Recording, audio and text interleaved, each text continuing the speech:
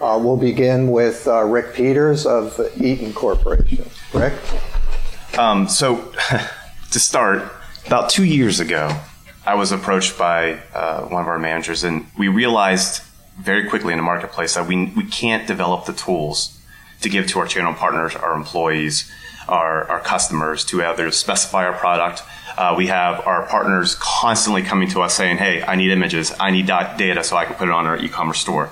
The data that we were providing, a lot of the times were inaccurate or incomplete. We would have higher returns. You look at sales support cost. We had 62,000 calls for product selection alone last year in just the United States in our sales support organization. And we quickly realized that it's a competitive disadvantage for us not to start managing our data as a strategic asset. So I was given the initiative or to sell to the business of why data is needed and why we need to implement in our case of PIMS, a product information management system, to house the data. And ultimately, really when you talk to the business and a lot of the executives, they really care about the tools that you can provide when you have the data. They really don't want to talk about a PIM system. It's not sexy. It's infrastructure. Just do it. It's easy. Don't bother me with this. Give me the mobile apps that, a sales engineer can just pull up and, maybe do a quick specification for a product and email a customer, because that's what's going to change, be able to meet a customer's demands right on the spot. So when we went through this, I didn't take the role as, a PIM system or data is going to generate ROI for us. We said, well, what are the things that are costing us money today? And when we implement this foundational system, which will enable us to create mobile applications, more enhanced mobile applications, product selections on the web, competitor cross-reference, dynamic catalog creation. Right now, we spend about $1 million every 2 years creating a stack of catalogs about this high, because a design agency literally has to go through page by page and make modifications. If you look at the output of this data or what we can utilize this data for, that's where we saw the real ROI. Just to say, just because we have really good data and we're sharing to everybody, we're going to generate incremental revenue. If I would have said that in the meeting, people look at me and be like, yeah, I can see that, but prove it. And how do you say incremental revenue is directly associated to an accurate product description or accurate product attributes? It's very difficult to do. So we took it back and said, okay, well, what are the 4 or 5 buckets that we can easily justify the cost of implementing a PIMS, which is very substantial. When you look at just in the U.S. and Canada for Eaton, we have about 270,000 SKUs that we deem public information. So that's the information that we have to go through and clean up all that data. And the data that doesn't exist, we have to create. And then we have to change all our registration processes. We have to change all our maintenance processes moving forward. So we spend a huge investment in getting the data right. Now we have to figure out a way to keep it going moving forward. And for a corporation like Eaton, we're a global organization, we also need to make sure that those systems and processes can be replicated in every region. From a data warehouse standpoint, we have, obviously in the United States and Canada, there's multiple data warehouses. In EMEA, the same. We have 2 additional data warehouses. When we talk about some of the retailers, they have their own system requirements. When we talk about our own internal applications, we have our own requirements. So when we're looking at the standardization and normalization that Denise was talking about our data, we can't just look at a single source. We have to look at 5, 6, 7, 8, 9, 10 sources. And how do we figure that out as a large organization? So as we're going through the process, we were able to align our business objectives or align our executive management to support this. It's a massive organizational cultural change for our organization. We have to literally, every single product manager or every marketing person or every Marcom person, even our sales engineers, the way they manage and approach data yesterday is all changing. And I don't know, in our organization, if you change anything, everybody puts their hands up and, steps away and starts pushing back because that's not how we do it. We never did it like this. And it's taking it from doing just enough with our data to managing our data as a strategic asset. So we are actually in the process of implementing PIMS. We're looking at Q4 this year for our implementation. and that would support about 170,000 US SKUs, where clearly we today are not doing the right job. We're not delivering our partners, our employees, our customers with the right information in a timely manner. It's not accurate, some of the information we're pushing out there today.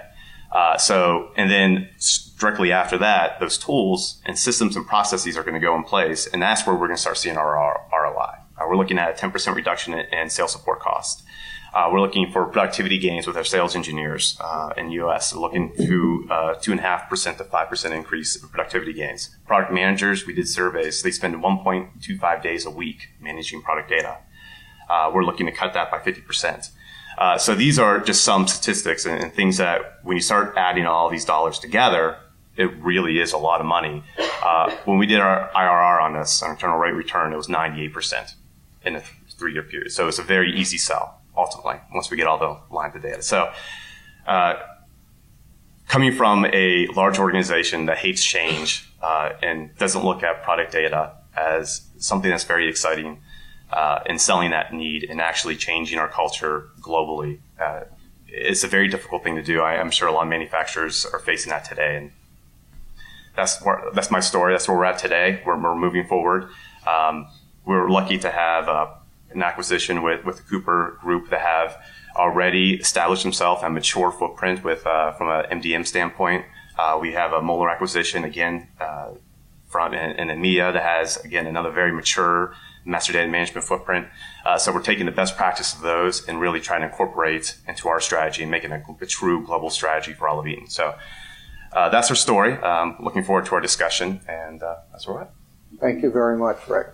Mark Richards of Leviton. Hi, good morning. I'm happy to be here this morning to talk to you about item data. It's been a love-hate relationship for the last 15 years with me. And it's really just like doing the right steps, taking the steps to get there, because it's really a long journey. And if you don't lay it out like that, it's going to be very difficult to accomplish. You have to take one step at a time and make sure that you're making the right progress along the way. So you have to have a well-defined process and a well-defined plan in order to get your data as clean as possible. So with me, it started 15 years ago, and I started to manage EDI for our company.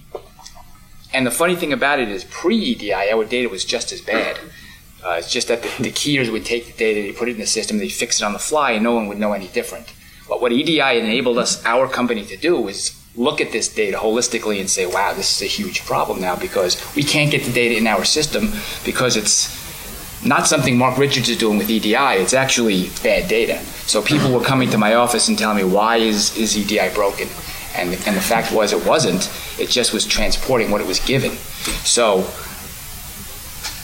the best thing about EDI was that we were able to now measure and get our arms around what was going on within the organization, and it made it very, very visible. Once it was visible, we were able to measure it. And once we were able to measure, we could report out on it. And then once we were able to report out on it, we were able to get people to pay attention to it. So that's how we got to the level of, hey, this is really a big problem, and we really need to do something about it. And we expect our distributors to send it in clean. We need to be responsible and get it out there clean. So we started to take the steps to get to that place. So what we did was at first we let EDI go and we let it run, and we had people with fingers in the dam all day trying to correct this data, calling customers, figuring out ways to get it fixed, getting it through our system. We probably had 4 people correcting orders, 4 people correcting prices, and then our order entry staff as well correcting orders all day. So then we looked at it and said, well, how can we get this better? It's the inputs that's going on in the company. We're putting in data that's not exactly clean. No one's looking at it, so people are just doing what they've been doing for years and putting data into our system. We had to look at that, and we had to create edits within our system to prevent those inputs from going in incorrectly. Once we got to that level, we had to figure out how to manage that. So we looked at it, we ran reports to make sure that everything that was supposed to be in the system was in the system correctly. From that point, we said, okay, now that we have all this data, where are we going to put it? So then we started to publish it to the IDW and making sure it was out there. And then that data, sometimes that wasn't exactly clean, so that got certified. So now we're putting data out there, now we're getting it certified, and now we're asking our distributors to go out there and take that data and get it back to us. So that's where we're at with that situation. While that was going on, we were also able to look at returns. How many returns are we getting based on bad data?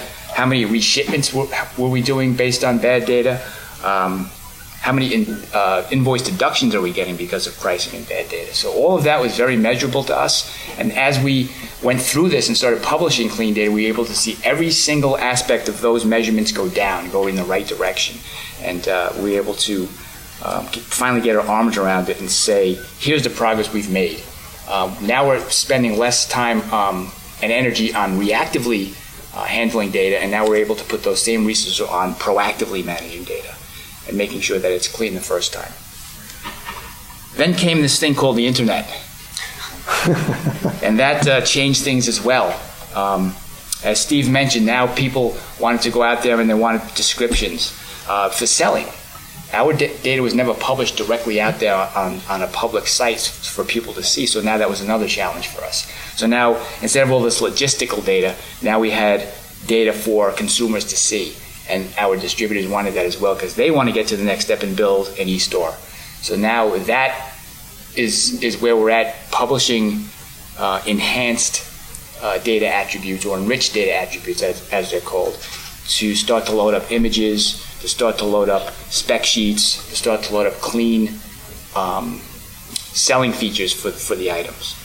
So in this whole relationship I have with data, it's been painful, but it's been also very rewarding. So because when you finally get there, you're able to see how far you've actually come. So I'm looking forward to continuing to do that, and looking forward to the next step. Thanks. Thank you, Mark. We've now heard the two experts. We've heard from the two manufacturers, and now we will hear from an electrical distributor, Wes Smith of Mayer Electric Supply. Wes? Yeah, I guess it's a little prophetic that I kind of finish up this little group last, because as a distributor, we're fairly simple folks. Markets are very efficient, and every distributor in this room, we all have a product to sell. We all have a price. And what differentiates us from any other channel that can deliver an electrical product? And the channel is under attack. I mean, you have the Grangers of the world, the Amazons of the world. They're all magnificent logistics companies. They're information providers. So how do we as a distributor continue to add value? Part of that service value equation, where historically product and price, the information that comes along with that, the communication median has historically been a person. And that person is our sustainable competitive advantage. It's the relationship.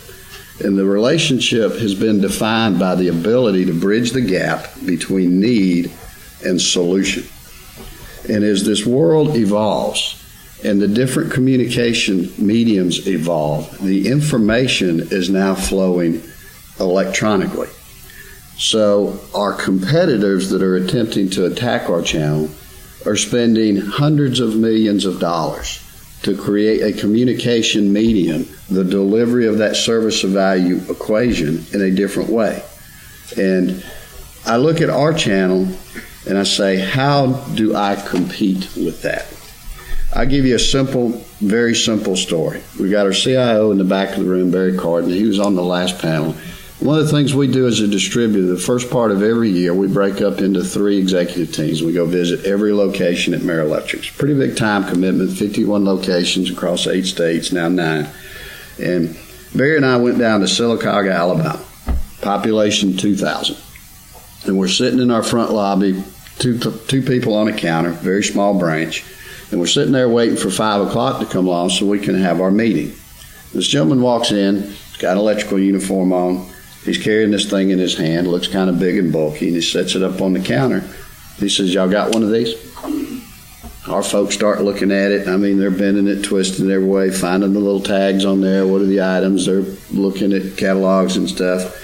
Finally, after about 5 minutes, the guy says, well, That's a lighting contactor, and what I need is really a little part that's down inside of it. I researched it all on Grainger.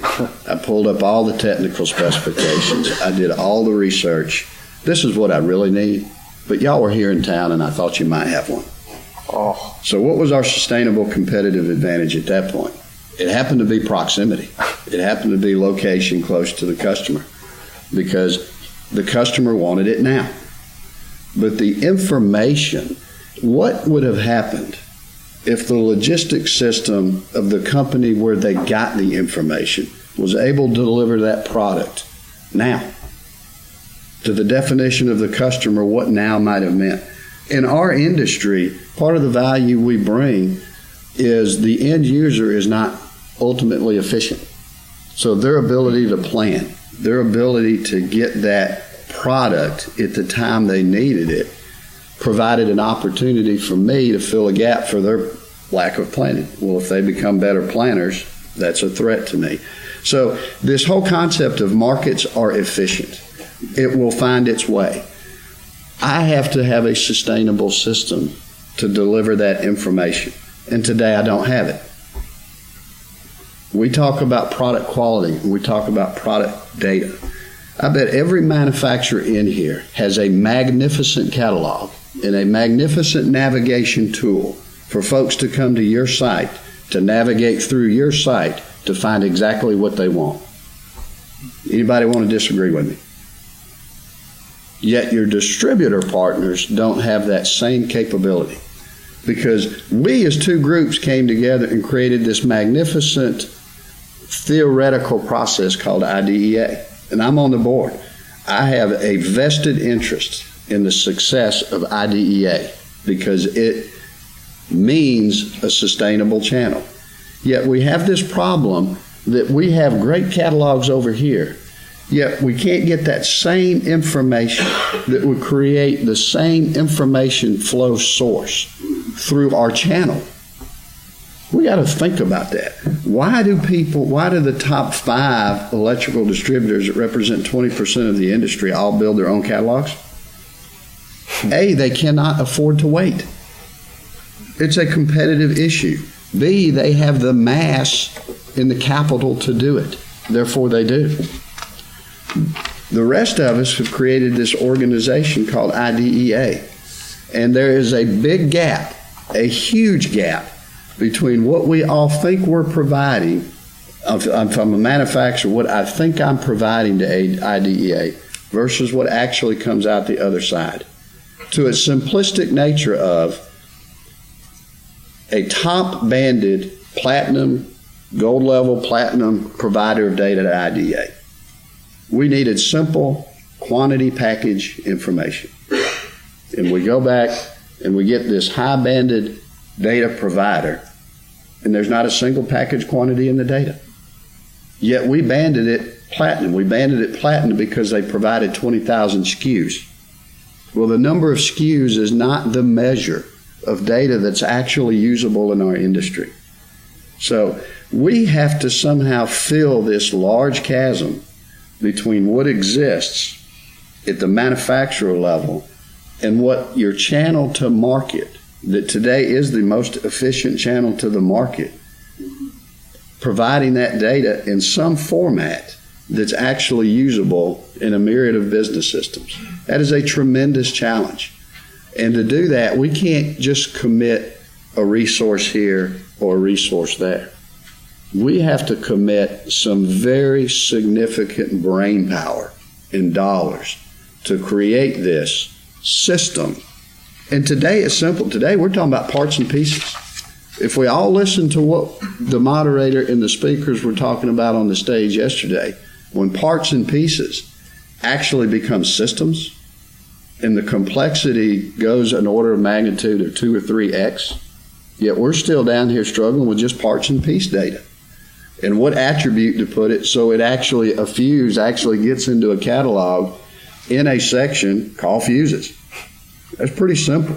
But yet today, Amerielectric took 20,000 items. My compadre here talked about 150,000 items. and they're probably adding 100 or 200 items a week or a month or a year that are all very important, that they actually compensate their salespeople differently to sell these new items.